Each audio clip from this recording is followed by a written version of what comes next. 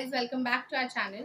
आज के हमारी वीडियो का टाइटल है कि रूस भारत को क्या चीज देगा बाय हिंदी नॉलेज शो। तो गाइस वीडियो स्टार्ट करते हैं, बट उससे पहले अगर आपने हमारे चैनल को सब्सक्राइब नहीं किया तो नीचे सब्सक्राइब के बटन और बेल आइकन को प्रेस कर दीजिए, जिससे कि अगर हम कोई भी न्यू वीडियो डालें तो उसका नोटिफिकेशन आपको मिलता रहे। अगर वीडियो पसंद आए तो लाइक कीजिए, शेयर कीजिए, कमेंट कीजिए। चलिए गाइस स्टार्ट करते हैं। नमस्कार दोस्तों, स्वागत है आपका हिंदी नॉलेज शो में। तो दोस्तों, रूस अमेरिका की जबरदस्त लड़ाई में भारत का ऐसा भीषण फायदा हो गया है जिसे देखकर आप भी माथा पकड़ लेंगे। दरअसल आपको याद होगा कि अब से कुछ समय पहले अमेरिका की संसद में एक बिल लाया गया था, जिसके तहत अमेरिका अब भारत को अपने सबसे लीथल हथियार, यहां तक कि 5वीं पीढ़ी के F-35 लड़ाकू विमान भी बेच सकेगा। इतना ही नहीं, अब अमेरिका भारत को बहुत सारे हथियारों की टेक्नोलॉजी भी दिया करेगा और इससे भारत को बहुत ही जबरदस्त फायदा होता। लेकिन इस बिल के पीछे अमेरिका का मकसद क्या था? तो उनका मेन मकसद ये था कि भारत और रूस को अलग किया जाए, भारत रूस से हथियार ना खरीदे। लेकिन जैसे ही अमेरिका ये बिल लाया है, तुरंत रूस इस मामले में कूद पड़ा है। रूस ने कहा कि आप भारत को हमसे छीन कर ले जाएंगे, हम भारत को एक ऐसा ऑफर दे देंगे कि आपके सारे ऑफर फेल हो जाएंगे। और ऐसा ही रूस ने किया है। दरअसल खबर कुछ ऐसी आ रही है कि रूस भारत को अपनी हाइपरसोनिक मिसाइल जिरकोन के कई सारे कंपोनेंट और टेक्नोलॉजी तक देना चाहता है। स्क्रीन पर आप खुद आर्टिकल देख लीजिए, ये रूस की तरफ से खबर आई है और इन कंपोनेंट और टेक्नोलॉजी का इस्तेमाल किया जाएगा ब्रह्मोस 2 हाइपरसोनिक मिसाइल बनाने में। और आपको बता दूं कि ब्रह्मोस 2 भारत की सबसे ज्यादा ताकतवर, सबसे ज्यादा तेज मिसाइल होने जा रही है। यहां तक कि अग्नि जैसी मिसाइल इसकी ताकत के सामने फीकी पड़ जाएंगी। ये इतनी शक्तिशाली होगी। और जिन लोगों को रूस की जिरकोन मिसाइल के बारे में कुछ नहीं पता, बस इतना समझ लीजिए कि इस पूरी धरती पर इस समय रूस अकेला देश है जिसके पास हाइपरसोनिक मिसाइल है। और उससे भी खास बात, रूस के पास 3 हाइपरसोनिक मिसाइल हैं। पहली है एवनगार्ड, दूसरी है जिरकोन, तीसरी है किंजल। जो एवनगार्ड है वो जमीन से जमीन पर हमला करती है, जिरकोन को नौसैनिक शिप से वार किया जाता है और तीसरी है किंजल, जिसे लड़ाकू विमान से छोड़ा जाता है। और आपको बता दूं कि ये तीनों मिसाइल अनस्टॉपेबल हैं, इन्हें रोका नहीं जा सकता।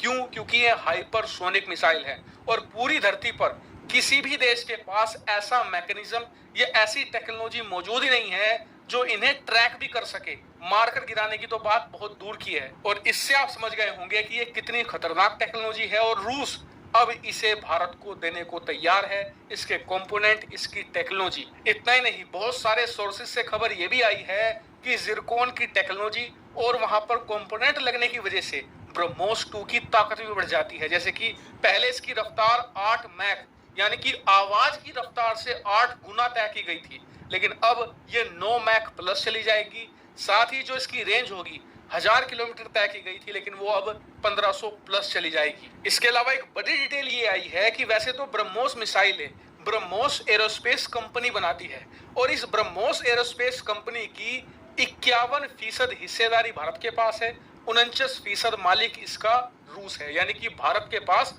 डोमिनेटिंग पोजीशन है। लेकिन इस ब्रह्मोस 2 मिसाइल बनाने में रूस की एक कंपनी बहुत बड़ा योगदान देगी, जिसका नाम होगा Russian research and production association of machine building. ऐसा इसलिए होगा क्योंकि इसी कंपनी को पूरी दुनिया के अंदर इस समय सफलतापूर्वक हाइपरसोनिक मिसाइल बनाने का अनुभव है।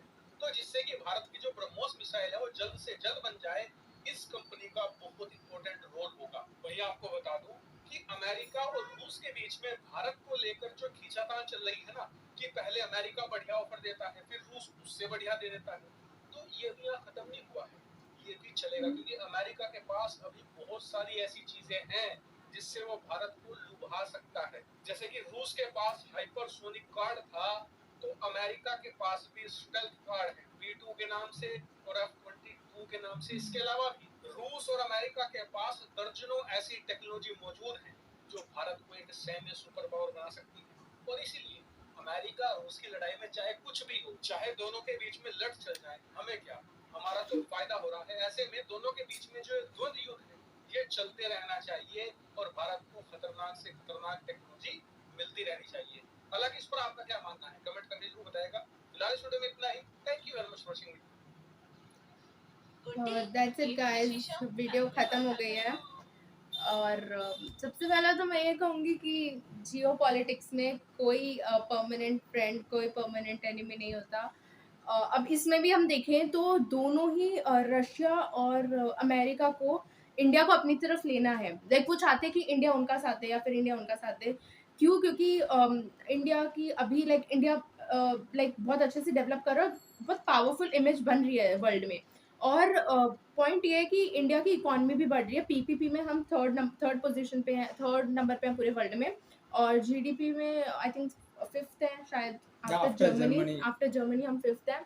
और अभी बोल रहे हैं कि 5 ट्रिलियन इकोनॉमी है। तो सब पैसों का खेल है, सब पैसों के पीछे भागते हैं। और हमारे थिंक टैंक्स को पता होगा कि किसमें ज़्यादा फायदा है हमारी कंट्री के लिए। चाहे वो रशिया हो, अमेरिका हो, ये दे कोई वेपन दे, अमेरिका कोई वेपन दे, ये चीज़ है। और पर मैं एक चीज़ कहूँगी कि अमेरिका और रशिया में आई थिंक रशिया हमारा टाइम टेस्टेड फ्रेंड है। इवन इन 1972 में आप सबको पता होगा अमेरिका ने पाकिस्तान का साथ दिया, इवन यूके ने पाकिस्तान का साथ दिया था। उस समय रशिया ने हमारी मदद की थी। अब कुछ लोग बोलेंगे कि ये हिस्ट्री है, बट स्टिल अभी भी हम देखें तो अमेरिका का जहाँ पर फायदा होता है वहाँ पे जाता है, ये फैक्ट है। और even in Russia Ukraine war में अमेरिका ने बोला था कि यूक्रेन की मदद करेंगे, नेटो में शामिल हो जाओ। अब मैं ये नहीं कह रही अमेरिका ने मदद नहीं की, अमेरिका ने यूक्रेन की मदद की है, बहुत सारे वेपन्स भी दिए हैं। बट ये है कि कोई भी कंट्री किसी दूसरी कंट्री के लिए लड़ने के लिए नहीं आती, वो खुद ही लड़ना पड़ता है। तो ये है कि अमेरिका ने वेपन्स दिए, प्रोडक्शन वगैरह, पैसे हुए, सब कुछ पैसों का ही खेल है। तो देखते हैं भारत क्या करता है। हम देख सकते हैं कि लास्ट रेजिम जो अमेरिका की थी उसमें ट्रम्प प्रेसिडेंट थे, तब इंडिया का झुकाव ज़्यादातर अमेरिका की तरफ था और कई सारे पैक्ट भी साइन हुए थे, 4 पैक्ट इंडिया के मोस्ट इंपॉर्टेंट जो अमेरिका के साथ थे।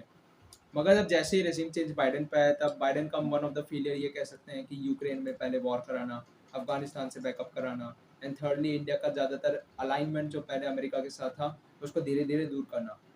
अमेरिका का कंसिडर करें तो मोस्ट सरप्राइजिंग फैक्ट जो हम कह सकते हैं अमेजिंगली कि इंडिया में एम्बेसडर अब तक नहीं उन्होंने डिसाइड कर रखा। हाँ, कि इंडिया में वो ऐसे बोल रहे कि इंडिया हमारी तरफ होना चाहिए, बट इंडिया में अभी तक कोई भी एम्बेसडर अपॉइंट नहीं किया गया है। और ये आई थिंक अमेरिका की हिस्ट्री में सबसे हाईएस्ट टाइम पीरियड है कि जब किसी कंट्री में अपना कोई एम्बेसडर अपॉइंट ना किया हो। इससे पहले भी उन्होंने किया था, हमें एग्जैक्ट वो टाइम लास्ट टाइम उन्होंने किया था 2001 के अराउंड, जब इंडिया के साथ सिविल न्यूक्लियर ट्रीटी नहीं हुई थी, जब इंडिया पोखरान के टेस्ट, तो लोग ऐसे बोल रहे थे ऐसा पनिश करने के लिए उन्होंने किया था। खैर उन्होंने सैंक्शंस भी लगाए थे पनिश में, तो बट अभी बहुत ज़्यादा टाइम हो चुका है कि उन्होंने अपॉइंट नहीं किया है। तो ये भी एक चीज़ है कि बहुत सारे फैक्टर्स मैटर करते हैं जब आप एक कंट्री को अपने साथ एक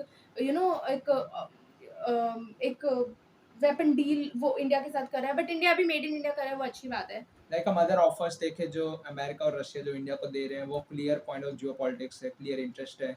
इंडिया का अलाइनमेंट बहुत मैटर करेगा क्योंकि इंडिया की जो ह्यूज कैपिटल है उससे जो मनी इन्फ्लो जाता है। रशिया को भी हम कह सकते हैं कि इंडिया जो रशिया से आज के दिन में CNG, LNGs, LPGs and oil जो प्रोक्योर करता है, उससे रशिया को बहुत ज़्यादा फंडिंग होती है। हम अभी की न्यूज़ रिपोर्ट लेटेस्ट जो कह रही थी कि इंडिया 1 मिलियन बैरल्स मंगाता है ऑयल का फ्रॉम रशिया और लार्जेस्ट इंपोर्टर है इंडिया रशियन ऑयल का। या चाइना को भी पीछे छोड़ दिया, पर लेकिन इसलिए कह सकते हैं कि दोनों आपस में रेस पे है कि कौन इंडिया को ज़्यादा प्रॉफिटेबल देगा। बट इसमें भी इंडिया का कहीं ना कहीं फायदा होगा, तभी हम इतना ले रहे, नहीं तो हमें क्या जरूरत है।